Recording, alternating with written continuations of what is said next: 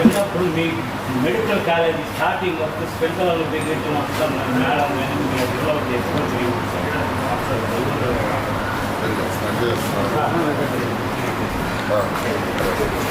Sir ఒక్క నిమిషం మీ గురించి మాట్లాడాలి సార్.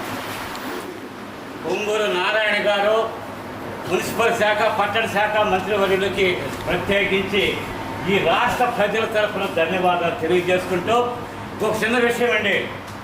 ఈనాడు ముందుగా కేరళ నుంచి ఋతుపవనాలు మన ఆంధ్రప్రదేశ్కు ప్రవేశించి శ్రీకాకుళంకి ఒరిస్సాకి బార్డర్లో బంగాళాఖాతంలో అది తుఫానుగా ఏర్పడి 175 కిలోమీటర్ల వేగంతో అక్కడ నుంచి ఇటు రాయలసీమ వరకు కూడా ఈ దుర్మార్గపు పరిపాలనని అంతమొందించి 11 మంది వ్యక్తులు మాత్రం కట్టు దుస్తులతో బయటపడ్డారండి.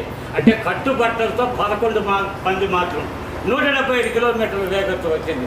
కాబట్టి ఆ పార్టీ భూస్థాపితమైంది. ఇటువంటి నిజాయితీ పనులు ఈరోజు అధికారంలోకి వచ్చినారు. ఈరోజు రాష్ట్రంలో పేద ప్రజలు కూడా ఆ గృహాలు ఆయన పిల్లల్లో డిట్కో ఇళ్ళు లక్షలాది ఇళ్ళను కట్టించినాడు. కాబట్టి ఆ సారు మొట్టమొదటగా ఆ ఇల్లు